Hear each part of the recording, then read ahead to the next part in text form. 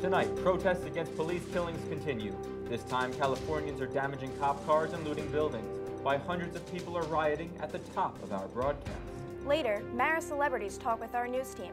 We'll hear from a freshman who started a nationwide campaign and a senior whose video is going viral. Plus, your childhood dreams are once again a reality. French Toast Crunch cereal is back, baby, and it's going to be a great morning. Hello and welcome to the MCTV Weekly News Update. Today is December 9th, 2014. I'm Clancy Burke. And I'm Peter Malavenda. A massive fire lit up downtown Los Angeles early yesterday morning. The blaze broke out in 2 apartment buildings, one of which was under construction. Nearly 300 firefighters were needed to control the fire. Although nobody was injured in the fire, authorities had to close 2 major interstates to traffic. Initial damage reports are in the millions. The cause is still under investigation. In California, a peaceful protest against police killings of unarmed black men turned violent on Saturday. About 300 to 400 people participated in the peaceful demonstration before splinter groups broke off. The angry protesters vandalized businesses, damaged squad cars, and even threw rocks and bricks at police, who responded by firing tear gas. A total of 2 officers were injured, although the total number of arrests and injuries is not known at this time. What was supposed to be a victorious rescue mission ended tragically last week after 2 hostages were killed during a secret U.S. military raid. Al-Qaeda terrorists shot and killed American photojournalist Luke Summers and South African teacher Pierre Quirky during the raid. A video of Summers pleading for his life was released by Al-Qaeda earlier this week, prompting President Obama to order the raid on Friday. President Obama has offered his deepest condolences to both families. Well, if you didn't get your flu shot this year, you're just as prepared for this season as everyone else. The Central for Disease Control announced that this year's flu vaccine is not very effective. Earlier in the year, the FDA chose the strains of the flu to include in this year's shot. Half of influenza cases this season were different from virus strains included in the vaccine, the most common being H3N2, a virus that in past years has been linked to a higher rate of hospitalizations and death. Doctors have been warned, but for everyone else, it's probably best to avoid your sniffling classmates. Well, to be honest, this doesn't really affect me because I don't think I've ever gotten a flu shot in my life. I've gotten a few flu shots before. I don't like doing it. And, you know, the doctors come out, they say you have to get it. It's worse than ever. It's worse than ever. But I feel like if you're doing the right things, washing your hands, staying healthy, you'll be okay. These vaccinations can also have negative health effects too that just aren't worth it. And they hurt. I mean, honestly, like, right. I'm not trying, it's not worth it, I don't think. I don't think so. I don't like the doctor, but that's besides the point, guys. Well, maybe the president needs to consider getting a flu shot as well. A sore throat sent President Obama to the doctor over the weekend. The president was checked for symptoms related to acid reflux. CNN's chief medical correspondent, Dr. Sanjay Gupta, has more on this medical visit. Well, we are told the president had some sore throat symptoms over the last couple of weeks, and that's what prompted this examination. A fairly quick examination, took just under a half an hour for this to be done. But what they did first was they placed a little camera into the back of his throat to take a look and see what was going on, and saw some inflammation, we are told, that looked like acid reflux. Now, let me show you what acid reflux really is here. To take a look at the graphic. Bottom of the screen is the stomach. You see the arrows sort of pointing up, acid going from the stomach into the esophagus, that's your food pipe, and then even into the back of the throat. There are a couple of valves there at the back of the throat and at the top of the stomach that should prevent acid from going up, but sometimes those valves don't work as well, and that's essentially what causes these types of symptoms. Someone can have heartburn, someone can have sore throat, especially in the morning, because they're lying flat all day and that acid can sort of gurgle up into the back of the throat. That's what they're saying the president has, and that's what he's going to be treated for, either through dietary changes, medications. We have not been told specifically. Now, a couple of other things to keep in mind. He also got a CT scan, a CAT scan. It's fair to say that is not routinely done. People who have acid reflux are often given medications. If the symptoms don't go away, they may get a CAT scan. But in his case, they got a CAT scan. In part, perhaps because he's the President of the United States, and this is an abundance of caution. They say he had some opening on his schedule, so they went ahead and scheduled this CAT scan. He also does have this history of smoking. We're told he's not smoking now, but certainly in the past he has smoked, and that always sort of raises concerns just a little bit more Could this be something else going on in the back of the throat as well? Could this represent cancer or something else? Again, we're told none of that has been shown. None of this was found. The CAT scan was normal. But that gives you a little bit of an idea of the sequence of events. There's a lot of things that can contribute to acid reflux. Certainly your diet, how late in the day you eat, how much acid is in your stomach at any given time.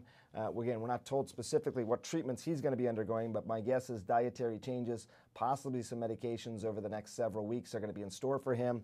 But this is a common condition and one that can easily be treated. Back to you.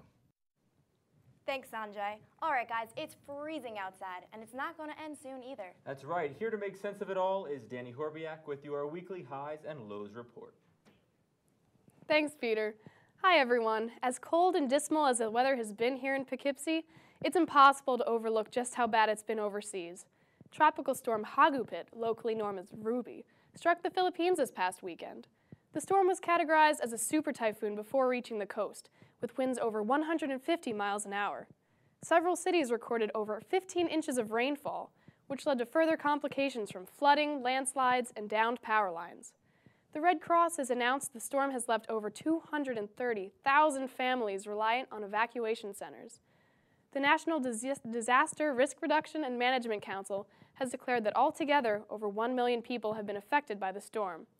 Humanitarian groups such as UNICEF, Habitat for Humanity, and the Red Cross have already reached out to assist the people of the Philippines in their time of need. Hopefully the damage will be cleared up soon and the Philippines will see some sunny skies and warmer weather. The same can't be said about Poughkeepsie, however, where temperatures are plummeting and I'm a sad, cold mess. With a high of 37 and a low of 34, today has been an excellent day to curl up in a blanket and never leave your room. That's what I was doing anyways. The average for today is just a bit higher, 43 degrees, with a biting low of 25. The record high for today was 72 degrees. Oh, that must have been so nice.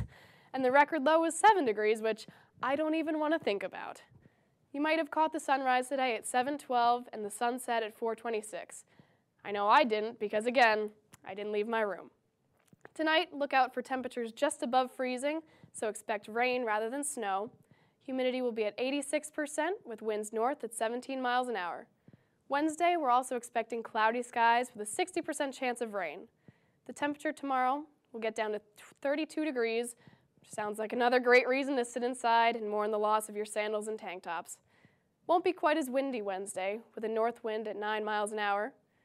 Looking at the weekly forecast, you can see the temperature will stay just below 40 with a combination of rain and snow until the weekend, where temperatures will climb to a scorching 44 degrees by Monday. All jokes aside, please bundle up this week. Break out your puffy winter coat and gloves, wear sweatpants over your jeans. That's what I do. Because seeing some of you crazies in t-shirts and shorts is enough to give me frostbite. And if I have to look like a giant red marshmallow, well, you should too. And that's the weekly highs and lows report. I'm Danny Horbiak. Back to you, Clancy. Attention hipsters, prepare your dorm room decor for a serious Throwback Thursday. A new IKEA line features designs from the 50s, 60s, and 70s. The collection, called Our Gang, the Swedish word for year, will include living room furniture and kitchenware with a vintage flair.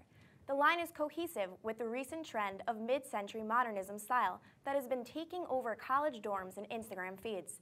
These retro items have only been advertised on IKEA's Swedish website and are available in select locations for a short period of time.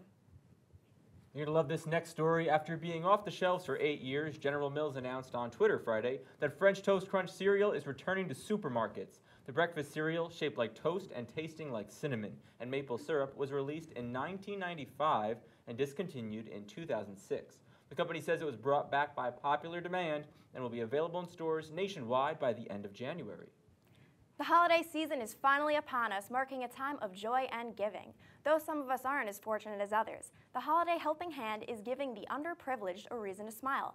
The group is a partnership between the United Way of Dutchess County and the Poughkeepsie Journal that raises funds to give families in need during the holidays. This year, more than 160 $25 gift cards have been purchased for local underprivileged families. To donate, follow the link at the bottom of the screen.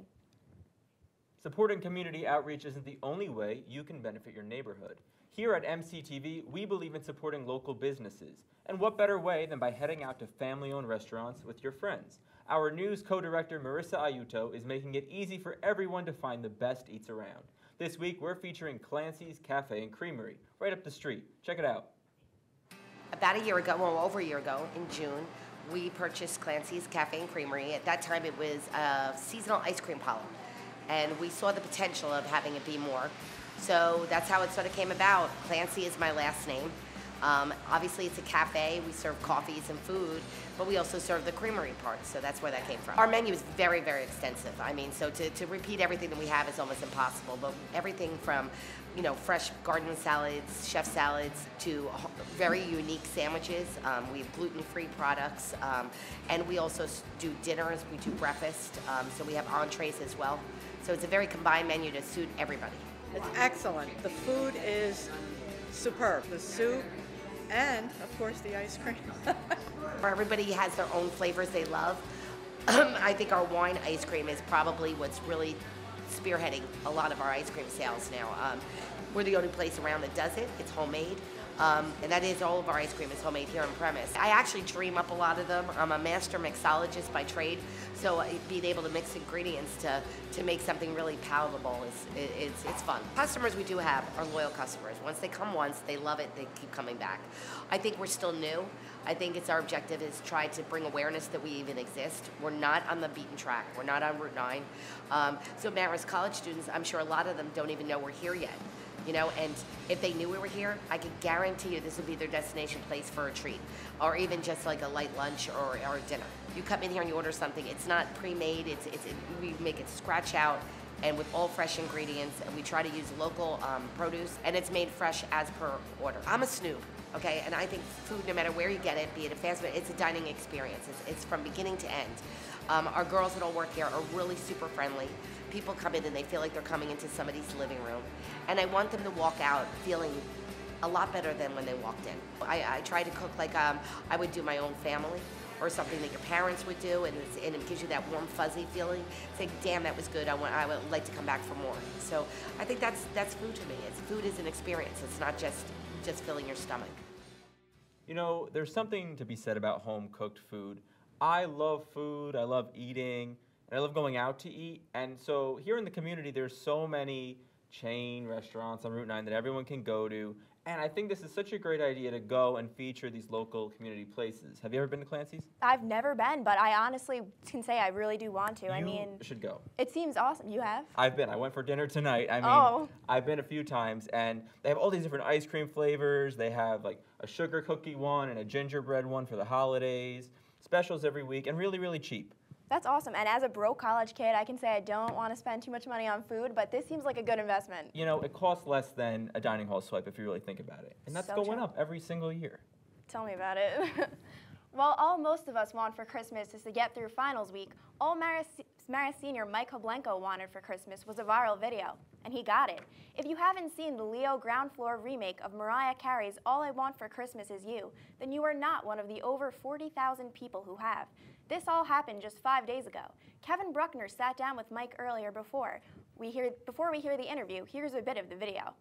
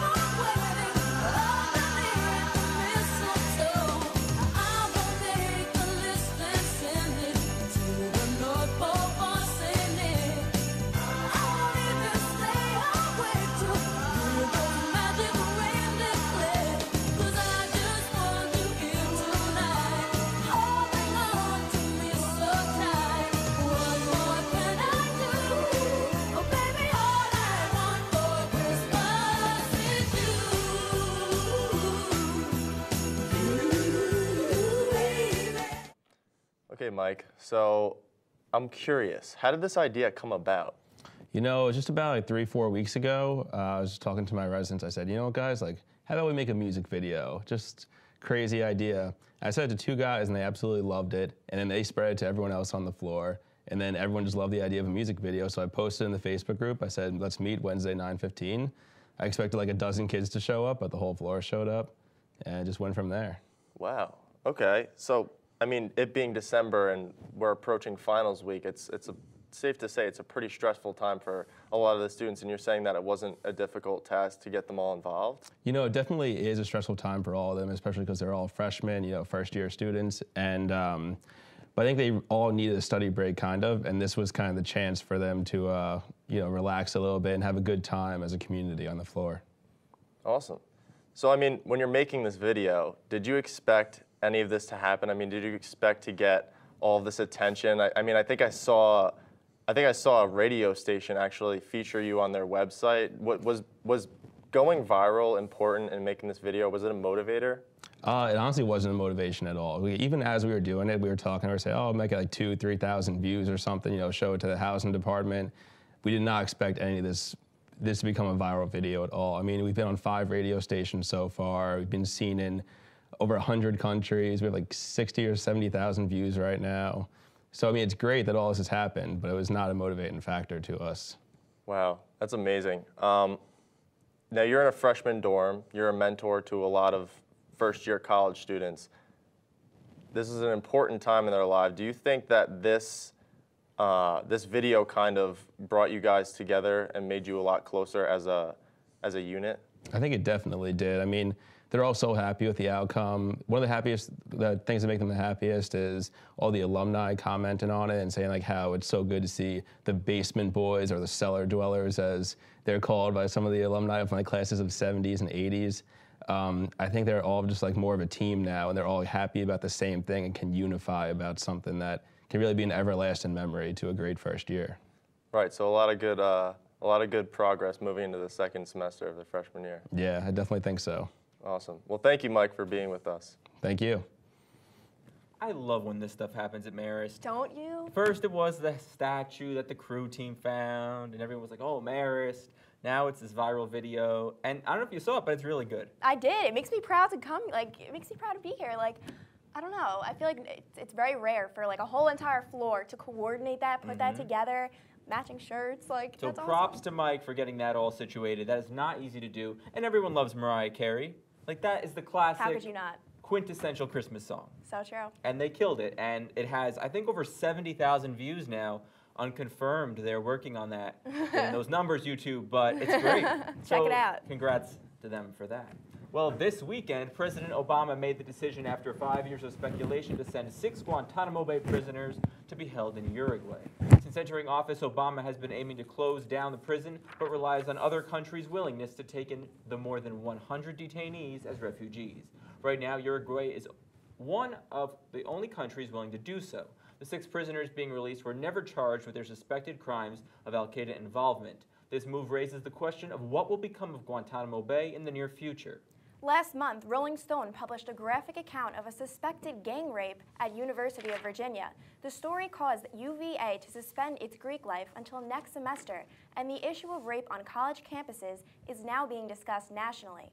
On Friday, Washington Post questioned Rolling Stone's reporting and failed to ignore the discrepancies in the article. The fraternity involved say they did not have a function that night, and the victim's friends are unsure of the details. Rolling Stone editors have come to a conclusion that their trust in the victim was, quote, misplaced. They have since apologized for their mistake. On Monday, the New Delhi government announced Uber, the popular private car service, has officially been banned in the Indian capital city. The ban is the result of one of the company's drivers being accused of raping a 25-year-old woman while being driven back from a party. According to the city's transport department, New Delhi has banned all transportation activities by the San Francisco-based company for the future. In addition, the department also said that the accused driver violated Indian driving laws and that Uber did not inform its customers about the nature of the taxi service offered by the app. Pop superstar Beyoncé is topping a different type of chart this week. Her total number of Grammy nominations throughout that day increased to 53, surpassing Dolly Parton, making her the most Grammy-nominated woman of all time. 6 of her nominations are for her 2013 hit Drunk in Love and the tour film she starred in with husband Jay-Z. She has won 17 Grammys over the years for her work with former band Destiny's Child, among other projects. It looks like there's nothing stopping Queen Bee from rising to the top. Last week, our head entertainment reporter, Andrew Auger, talked about the recent the Sony picture piracy leaks that were co-opted by a suspected North Korean third party. Since we last reported, the situation has gotten much more serious, as confidential information from nearly 50,000 Sony employees, including social security numbers, social media accounts, and Word documents were made public.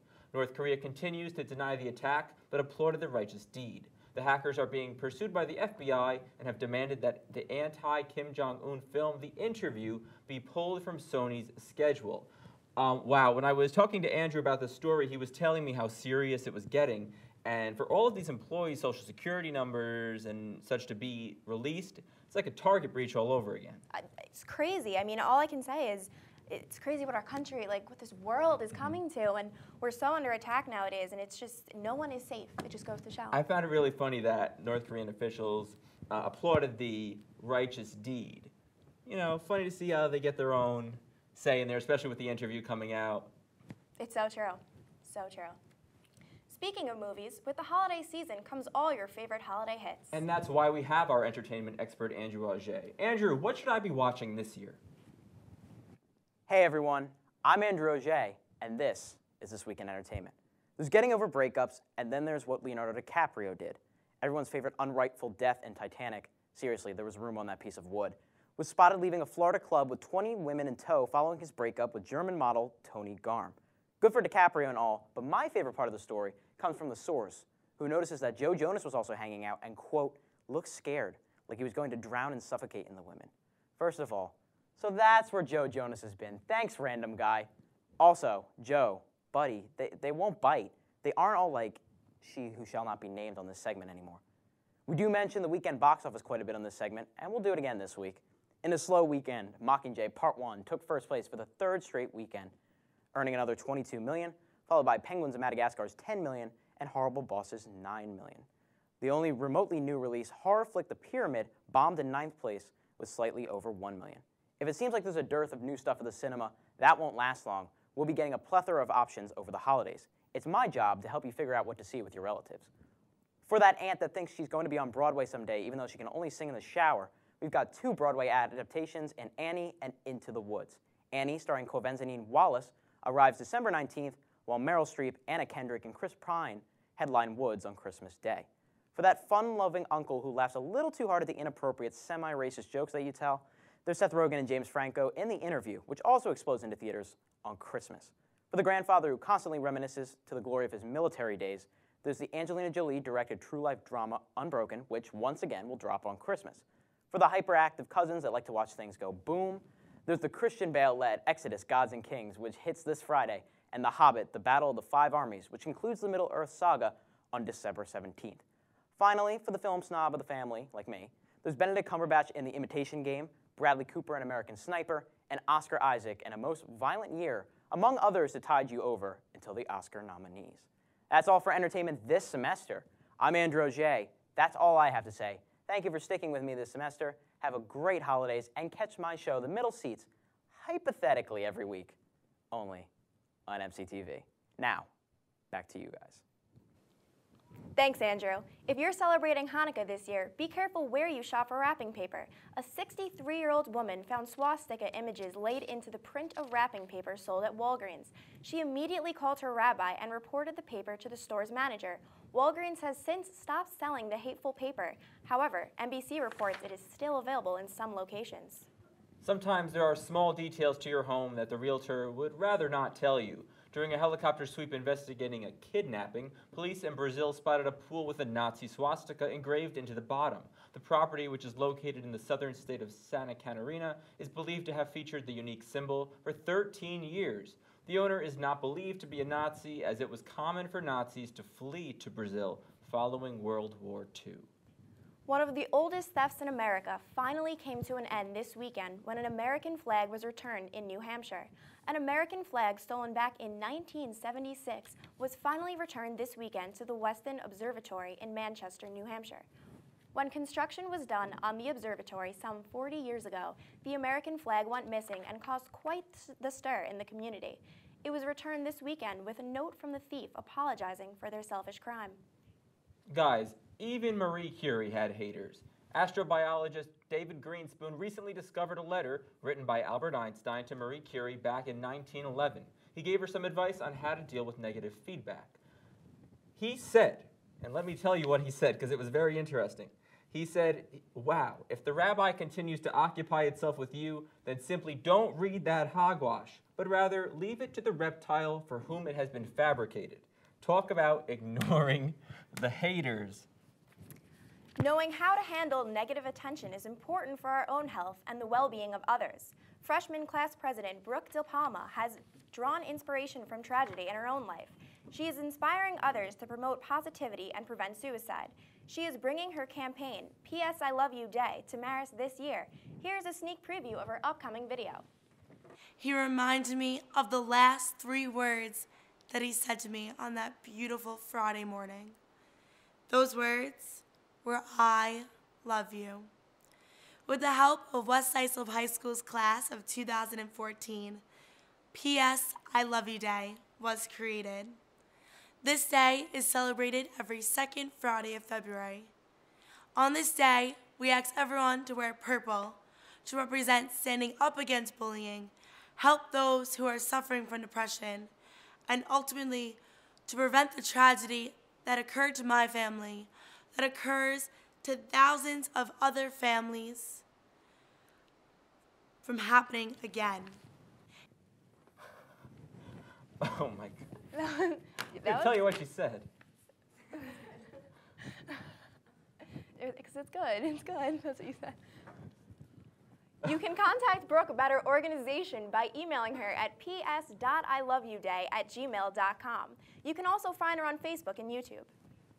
Wow, this is crazy, and it actually gave me chills watching.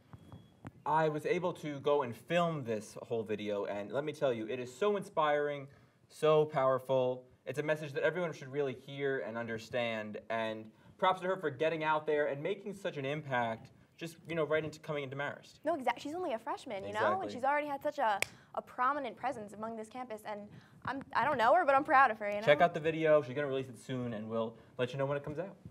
Yes.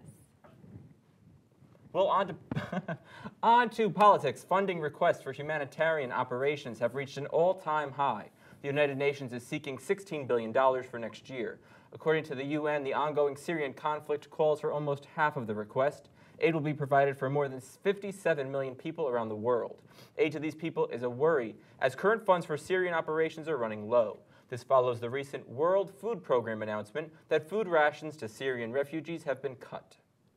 Although no politician has announced their candidacy for the 2016 presidential race, former President George W. Bush has already endorsed a candidate, his brother Jeb Bush.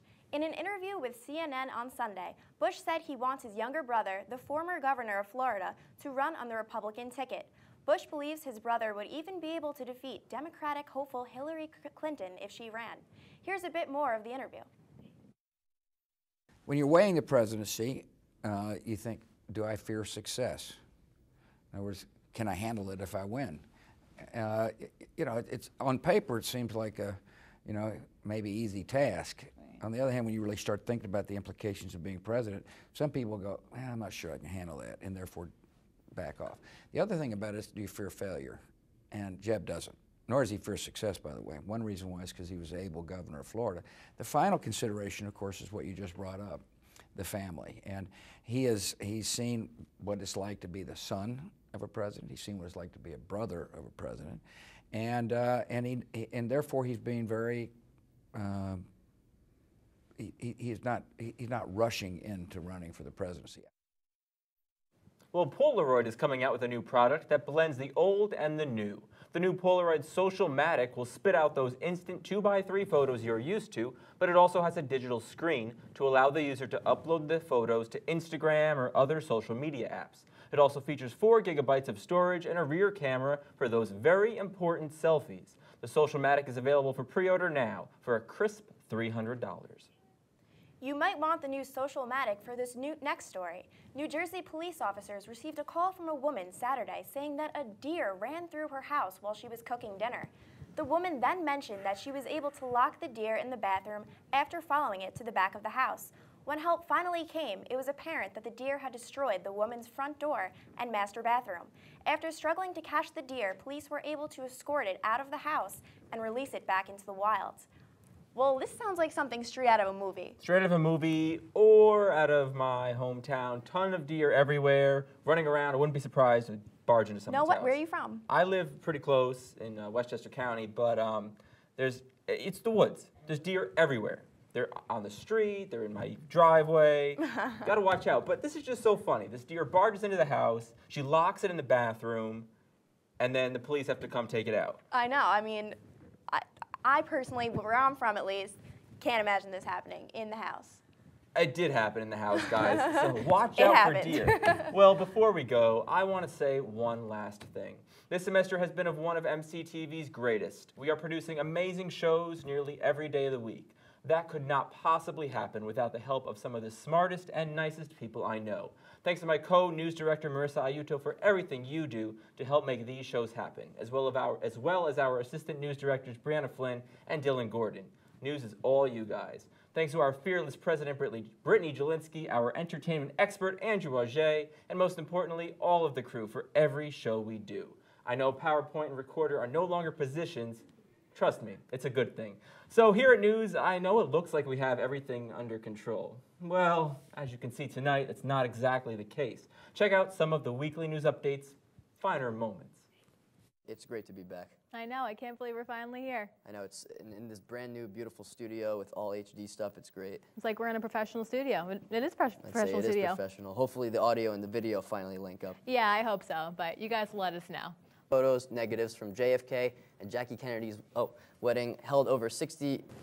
And speaking of entertainment, let's head over to our Hollywood gossip guru, Andrew with This Week. Here's our pop culture expert, Andrew Auger, with This Week in Entertainment. Let's head over to Andrew Auger with This Week. That's all for entertainment this week. I'm Andrew Auger. Some people were having teenage dreams about the NFL picking Perry and are unconditionally excited. Personally, I'd rather stay wide awake and rewatch E.T. Have you ever wished that it could rain money? Hopping across the pond. Midterm elections have ceased and action has increased. We're not clowning around with this next story. Yeah. I know exactly what you mean.